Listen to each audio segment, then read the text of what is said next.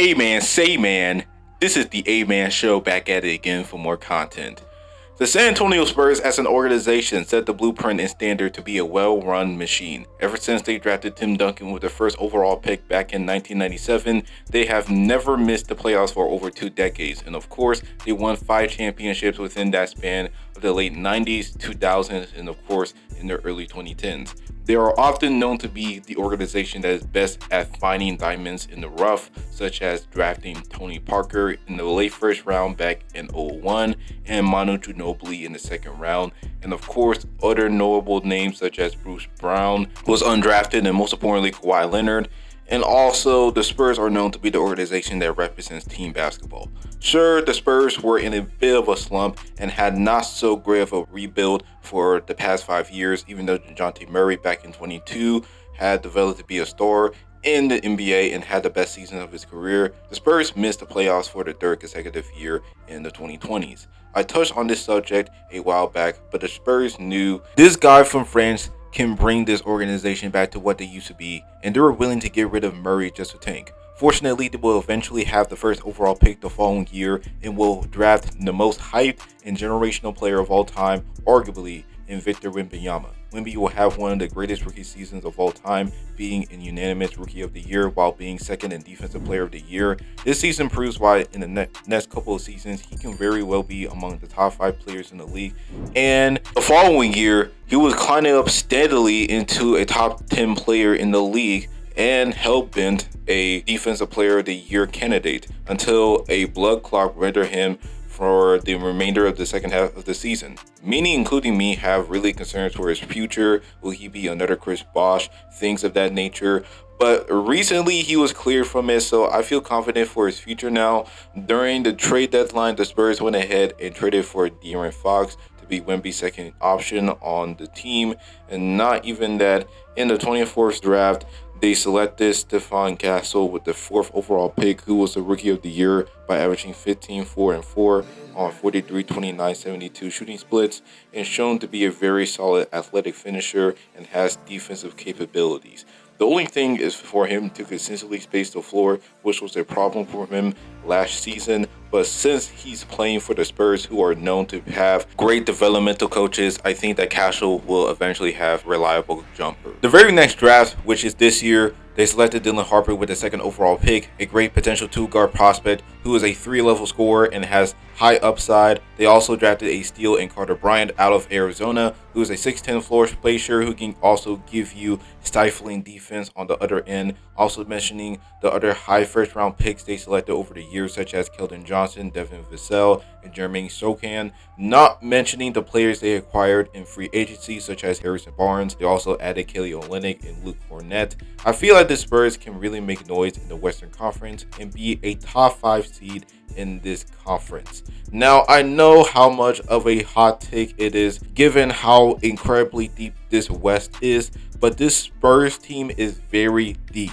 They have a legit 12-man lineup. Yes, 12-man lineup. Of course, in the starting lineup, they have a big man and guard duo in Fox and Wembanyama. Fox is one of the best point guards in the NBA. This is a guy who can create his own shot, a 3-level scorer himself, electric finisher to the rim, and can play solid defense. At the 2, you have the Rookie of the Year and Stephon Castle, who can play off of Fox and be that defensive stopper on the perimeter.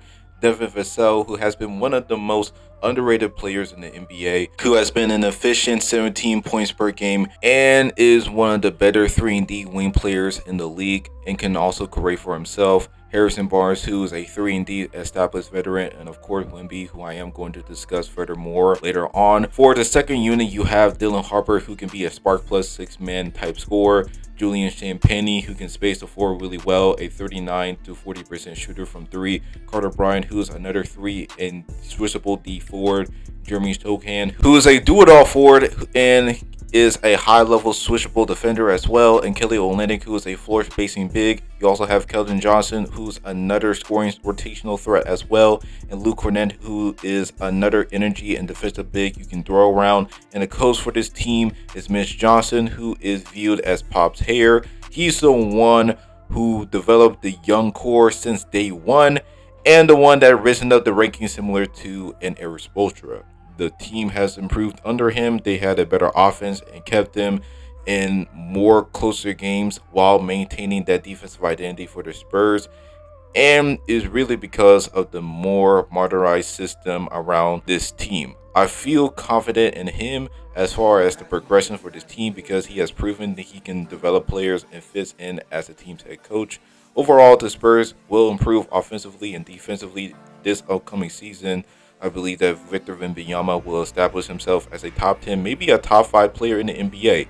Hell, even put himself in the conversation as the best player in the NBA. He can not only be a DPOY frontrunner, but a top 3 MVP candidate. I really believe so. During the offseason, he put on 30 pounds of muscle, meaning he's not only going to be much stronger as far as rebounding, finishing with contact, but he will be a more dominant post defender, in him taking a leap in his offensive game like he did last season, and that led to him making his first ever All-Star appearance.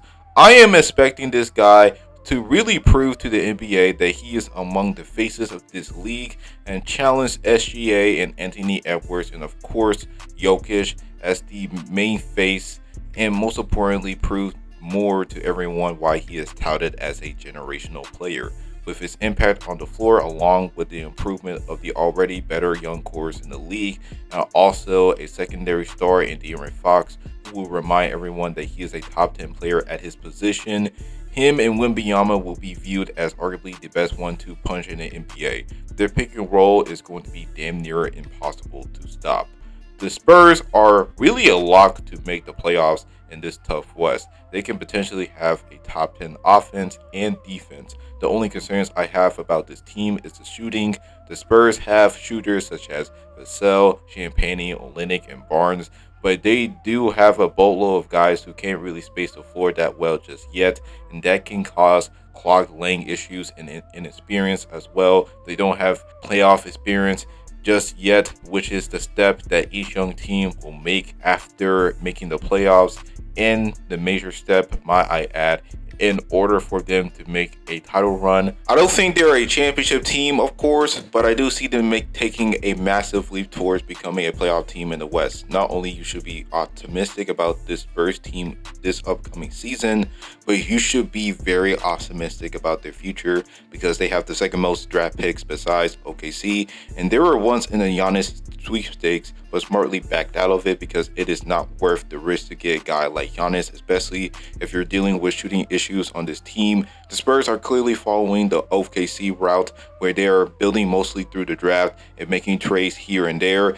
They have a boatload of young talent on this roster, and even if the Spurs make strides towards becoming an elite team and cap space becomes an issue, De'Aaron Fox might be the odd man out in the next couple of years because they have their guard for the long future in Dylan Harper if he pans out. Yes, I don't see Fox playing there for more than 4 years, and eventually they will have to make the decision to trade him for assets or depth and have Harper take over as the point guard for this team. I feel like Fox is there to have that star experience presence that Harper can learn from, and then he can take over in the next couple of years.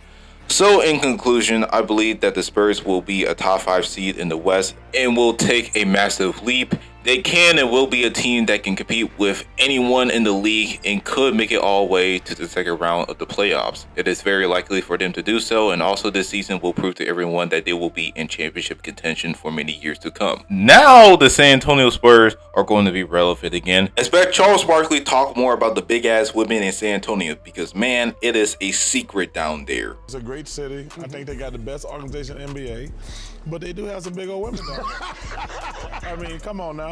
Those 5 ladies were big. And that, my friends, is the end of the video. Let me know your thoughts on this video. Can the Spurs be a legit top 5 seed in the West? Let me know and turn on post notifications. And that is all. Stay litty. This is the A-Man Show. Sign out.